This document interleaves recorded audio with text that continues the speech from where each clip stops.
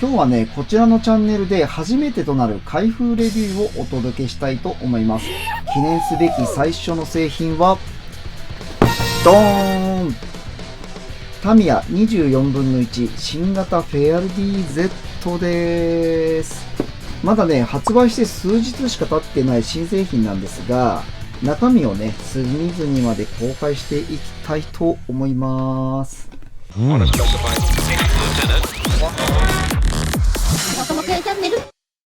実写ではね、すでに予約がもう停止しているほどの人気が高まっていて、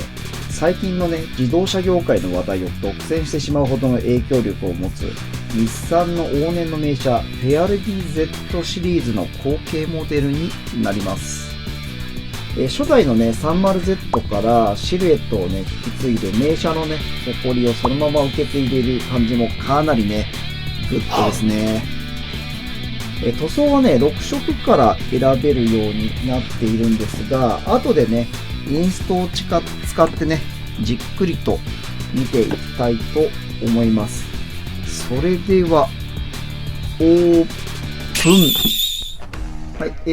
ですね、パッと見なんですけど、部品点数がね、結構多そうなキットになりますね。まずはね、中身の構成の内容から見ていきたいと思うんですが、ランナーが1枚、2枚、3枚、4枚、5枚、そして6枚。それにね、こちらのボディの本体の方と、ゴムタイヤになりますね。ゴムタイヤと、こちらはマスキングシートになりますね。これ窓枠に貼り付けるためのマスキングシートですね。で、それにインレットマークだったりとかね、デカールの方がついています。で、最近のね、タミヤによく付属している、この組み立てのね、ワンポイントアドバイスの小冊子、あとですね、こちらに実写のね、Z の解説した資料がついています。で、最後にですね、この Z のインストですね、マニュアルが付属しています。実際やっぱり見た感じね、ちょっと部品の点数がね、エンジンルームとかはね、再現されないようなんですが、それの割にはね、結構パーツが多そうなイメージがありますよね。で、それではね、一旦ね、袋の方から取り出して部品の方をね、見ていきたいと思います。では、まずボディの方ですね。実際ね、実写を目の前で見たことないので、このシルエットとかね、実際どこまで忠実に再現されているかちょっと判断ができないんですが、成形のね、状態とかもね、やっぱりすごくいいですよね。これといってね、なんかこう、手を加えないといけないようなところはなさそうな気がしますね。ただやっぱりこういうね、ボンネットのところのラインとか、ドアのラインのところとかはね、作る前に一回ちょっと筋彫りをね、した方がいいかもしれないですね。見た感じね、プレスラインなんかも表面に出てるのはないですし、すごいね、優秀な製品じゃないかなと思います。で、別パーツでね、これ多分リアのバンパーになると思うんですけど、こちらもね、おそらくこんな感じでつくんですかね。逆か。多分こんな感じでつくんでしょうね。はい。で、こちらも、パーティングラインとかが、ここにありますね。パーティングラインが。これはね、処理しないとダメなやつかもしれないですね。で、次は、この辺は、あれですかね、駆動系とかの、これミッションですね。こちらにミッションケースがありますね。で、この辺はリアのアクスル関係ですかね。そしてマフラーがここにありますね。この辺は全部足回りなんですかね。これはフロントの多分キャリパーとかついてるんで、この辺一式は全部フロントのサスペンションの部品なんでしょうね。そしてこの辺はディスクローターですね。はい、4輪のディスクになります。そしてこちらがホイールになりますね。ホイールとこの辺はなんかスポイラーだったりとかするんですかね。この辺はガーニッシュでしょうね。このホイールは果たして何インチのホイールなんですかね。ちょっとタイヤを見てみますか。今ちょっとこれタイヤをね、持ち出してきてるんですが、タイヤの方のね、表面には特にこれといってね、何かこうサイズが記載されてたりとかね、実車であるよくメーカーが入ってたりとか、そういうものはね、再現されてないようですね。今ちょっとね、ネットで調べてみたんですけど、どうもね、純正のタイヤサイズはフロントが255の4019で、リアがね、275の3519になるみたいですね。やっぱりね、この実際こちらがフロントのタイヤで、これがリアのタイヤになるんですけど、厚みがね、違うんですよね。で、当然ね、このホイールの部品もね、このフロントのホイールとリアのホイールのね、この厚みが違うところまでね、しっかり再現されています。次はですね、ここは完全にインテリアの部品ですよね。で、こちらにですね、シートの部品があるんですが、今回ね、この Z のキットはですね、このシートのね、部品が何分割かに分かれてるんですよね。で、マスキングをしなくてもですね、塗装がしやすいような作りになってるんですけど、こちらの方はね、実際制作をしてみないとなかなか詳しく説明の方ができないと思うんですが、一応この辺にね、タミヤのホームページから、撮った画像とかが出ていると思いますので、そちらの方をね、参考になってみてください。この辺もインテリアの部品ですね。で、これがセンターコンソールですかね。で、こ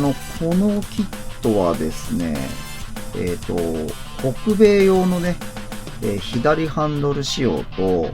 日本国内のね、右ハンドル仕様に選択して製作が進められるようになってます。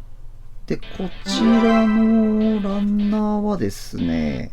この辺も全部足回りになるんですかね。ここはサスペンション関係がこの辺にわーっとこうありますね。これはリアのアクスルですかね。これプロペラシャフトになりますね。こっちがドライブシャフトですかね。で、ここにね、屋根の部品があるんですよ。で、先ほどのこちらのボディの方なんですけど、この屋根をそのままこう上にかぶせるような構造になってるんですね。で、なんでこんなになってるかっていうと、結局やっぱりね、この新型の Z は、屋根がね、どの塗装にしても上が全部黒になるんですけど、マスキングをしたりとかするね、作業の手間を省くためにですね、別部品として分割することで、仕上がりがね、非常に綺麗になるという感じな仕組みになっています。そしてこちらがですね、これがシャシになりますね。これ裏側か。こちら側も、そうですね、結構細かくね、いろんなところにモールドが入ってるんですよね。製作する際はね、結構ね、色の塗り分けがだいぶね、大変になってくる作業があるように見受けられましたので、結構ここが一番大変かもしれないですね。で、これがフロントバンパーですかね。で、先ほどのね、分割式になってるね、シートの部品がこちらとここにもありますね。この辺はスポイラーとかになるのかな。で、あとこの辺はドアパネルの内側ですね。で、こちらが窓部品になるんですが、非常にね、透明度が高くて、このまま使用しても問題ないんじゃないでしょうか。昔のね、プラモデルとかだと、この窓枠の部分がね、バスタブ型になってたりとかして、このね、ボディの内側にね、このバスタブごとこう乗っけて貼り付けるような形になってたのが多かったんですけど、最近はね、この1枚でね、取り付けるのがなんか主流になってるみたいですね。そしてマスキングシートになります。これをね、1枚ずつ剥がして、先ほどのね、窓ガラスの上に貼り付けた状態で、それぞれね、黒で塗装をしていくような仕組みになってます。こういうのがね、あるとね、非常に助かるんですよね。このね、マスクシールがついてないと、一枚一枚ね、マスキングテープで貼り付けていかないといけないので、これがね、あるかないかでね、かなり製作の難易度がね、違ってくると思います。そしてですね、こちらがデカールになりますね。でね、今回のね、Z の製品はですね、こちらとかに、テールレンズのね、デカールがついてるんですよね。で、これはね、裏側からね、貼り付けたりとかすることで、より一層ね、テールレンズにこう、リアル感を持たせるための仕組みになってます。最近のね、タミヤの製品によく付属しているインレットマークになります。ここにね、日産の小さいマークだったりとか、あとここにね、フェアレディ Z のエンブレムがありますね。この辺は全部ミラーとかね、これはバックミラーになるのかなの部品になると思います。はい、非常にね、このインレットマークはね、この鏡のようにね、しっかり映り込みますので、特にこういうね、サイドミラーとかなんかはね、これがあるかないかでだいぶ見栄えが変わってきますよね。では次にね、インストを確認していきましょう。まずはね、使用する塗料の種類なんですが、一応ね、全部数えるとね、23色になりますね。で、それぞれ番号的に言うと、アクリルの水性カラーの番号と、最近タミヤでよく出してるね、ラッカー系の番号に、あと缶スプレーの番号ですね。3種類のね、塗料の、タイプで記載が入っています。で、この辺はね、概要欄の方に出しておきますので、よろしければね、ご参考になってください。で、あとね、使用する工具ですね。こちらに一覧があります。基本的にこちらの工具があればね、完成するよということで書かれているとは思うんですけど、当然ね、ここからまたプラスアルファ出てしまうものもあると思いますので、ご自身のね、技量に合った工具を選んでいただければと思います。これも結構タミヤ製品はほとんどが、そうなんですが、まずはね、同じこの製品の中で、どういう完成にしていきたいかというこの選択式でね、それぞれ仕様が選べるようになってるんですよね。で、例えば A を選ぶと日本仕様。そうするとね、自動的に内装色がブラックとレッドのね、ツートンになるみたいですね。で、B を選択した場合は北米仕様になるんですが、こちらの場合はね、内装色が、こちらもね、ブラックとレッドのツートンと、C を選択した場合にはね、内装色がブラックとブルーの2色のツートンですね。なので北米仕様はね、ブラックレッドとブラックブルーのね、2種類から選択ができるようになっているようです。で、あとですね、外装の塗装に関してはですね、先ほどお話しした通り6色が選べるようになってるんですが、まずね、イカズチイエローっていうのと、セイランブルーっていうのと、カーマインレッド、ステルスグレー、ブリリアントシルバー、プリズムホワイトっていうのがあるんですよね。それでですね、カラーに関しては、セイランブルーと、カーマインレッド、ブリリアンシルバー、プリズムホワイトの、この4色がね、缶スプレーで提供があるみたいですね。で、イカズチイエローとステルスグレーに関しては、ラッカー塗料をね、調色して色を作って塗装をするようになっています。では早速このね、工程で言うと1番からね、追ってみていきたいと思うんですが、これ多分ね、一番この製品を作る上でね、難しいところなんじゃないかなと思うんですけど、このね、シャーシの部分をね、色分けしていかないといけないんですよね。パッと見た感じね、1、2、3、4、5色でね、塗り分けしないといけないようなので、マスキングにね、結構時間かかるんじゃないかなと思います。で、2番はですね、こちらはフロントのね、サスペンション周りの、組み立てになりますね。で、この辺はね、通常の車のプラモデルとね、比べてもそんなに大した難易度はないかなという感じしますね。で、タイロッドの取り付けがあって、リアのね、ディファレンシャル付近ですね。こちらの方でリアのアクスル関係の製作が入ります。で、リアのディスクブレーキだったりとかがあって、で、この辺でリアのアクスルをシャーシに合体させるんですね。で、マフラーの取り付けがあって、リアメンバーのね、取り付けがあります。なんかね、すごいいびつな形してるんですよね。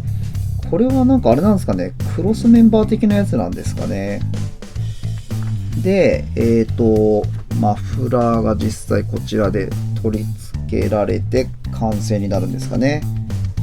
で、サスペンションはね、なんか後からシャーシのこの内側から差し込むような形になるんですかね。なんか面白い作りしてますよね。で、ついにこの内装の、組み立てになるんですが、先ほどのやっぱりこれは内装のこの内側の部品なんですね。この辺とかね、タワーバーになるんですかね。で、センターコンソールの取り付けになります。でね、先ほどもお話しした通り、こちらの Z はね、右ハンドル仕様と北米のね、左ハンドル仕様を選んで組み立てができるようになっています。で、当然そうなるとね、この辺のペダルの取り付けも右ハンドルと左ハンドルで変わってきますので、こちらも選んで作ることができます。で、ダッシュボードはここで完成ですね。ダッシュボードの製作はね、見た感じそんなにすごい難しそうな工程はなさそうですね。でね、シートなんですけど、先ほどね、お話しした通りですね、シートが3分割、4分割ぐらいに分かれてるのかな。で、まずはベースとなるね、黒を塗装した上で、青とかね、青の色が入って、さらにその上からね、またさらに黒のシートが乗っかることによって、2色をね、マスキングをすることなく、組み立てができるような仕組みになっているようです。で、こちらハンドル周りですね。ハンドル周りの製作があって、で、こちらにインナーのパネルですね。インナーパネルじゃないか。ドアパネルですね。ドアパネルの製作があります。で、これもやっぱりあれなんですかね。ツートンのね、選んだ色によって、赤かね、青かによって塗装が変わるんだと思います。でもうこの辺りでね、インテリアは完成となります。で、窓枠の方ですね、フロントウィンドウの塗装を行ってから、これボディの内側の塗装の指示なんですね。結構ね、内側までね、この作り込みがされてるキットって珍しいので、これ結構ね、完成した時のね、クオリティ高いんじゃないかなと思いますね。で、フロントのウィンドウを取り付けして、で、この辺はサイドウィンドウとか、あとリアウィンドウの取り付けですね。で、先ほど部品であった、屋根の部分をね、取り付けをします。この辺ね、なんか別部品になってるんですけど、これもね、本来マスキングで塗り分けをしないといけないところがね、別部品になってますので、これね、なんか結構タミヤのね、ホームページ見たりとかすると、これ売りにしてるんですよね。この別部品になることによって、マスキングをせずに色分けができるという作りになっているようです。で、あとはボディのね、こちらにサイドスカートがありますね。で、リアバンパーの取り付けがあって、こちらにテールライトレンズですね。これ先ほどお話ししたと思うんですけど、このね、テールレンズに、直接ね、おそらくこれ裏側からだと思うんですけど、マスキングをね、貼り付けることによって、表面がね、この見栄えがすごくリアルに見えると。で、ガーニッシュとかね、この辺の取り付けが終わって、で、フロントバンパーと、これがヘッドライトの取り付けですね。で、ヘッドライトの中身に関してもね、こちらもこのようにね、デカールがつくことによって、このヘッドライトのね、中身の構造がとてもリアルに仕上がるようになっています。で、いよいよね、シャシとボディの方が合体します。で、こちらでタイヤの方を組み立てて、これタイヤがね、実際、この向きに注意って書いてあることは、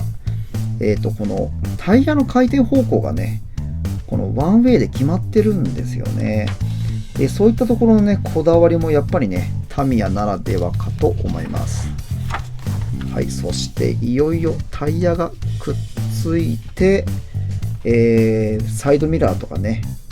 あとドアノブですね、こちらのあたり、あとリアのスポイラーか、この辺がつくことによっていよいよ完成となるんですが、最後にね、リアエンブレムだったりとか、あとこの辺ガーニッシュにくっつけるんですかね、この辺のね、インレットマークがつくと、最後はね、いよいよ完成ということになります。で、タミヤの製品はね、おおよそこの取説の中にね、必ずこの部品のですね、請求方法が記載されています。もし万が一ね、部品を破損してしまったりとかした場合はね、こちらを見つけていただいて、ここからね、再度部品の方を請求するような形になります。足早にレビューを終わらせてしまいましたが、いかがでしたでしょうか。全体的に通してね、この製品はとてつもなく製作が難しそうな箇所はありませんので、比較的楽に完成までこぎつけると思います。でね、塗装に関してもタミヤ製品を選べばおおよそのね、模型店で取り揃えられると思いますし、大まかにね、こういった缶スプレーでね、塗装を行えばそこそこのね、完成度で仕上がると思いますので、ぜひね、この年末に制作してみてはいかがでしょうか。今回ね、購入はしてみましたが、特にね、制作する予定もありませんので、今のところはね、ちょっと残念なんですが、お蔵入りする製品になってしまいます。もしね、皆様からの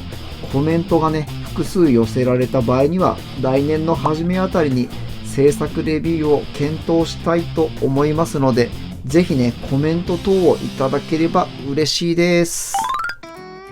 ご視聴いただきありがとうございます。このチャンネルでは私が作りたいと思うプラモデルの制作過程を配信しています。何かリクエストがあればお気軽にコメントをしてください。Twitter や Instagram もございますので、そちらのフォローもよろしくお願いいたします。気に入っていただけましたらいいねボタン、そしてチャンネル登録をお願いします。また次の動画でお会いしましょ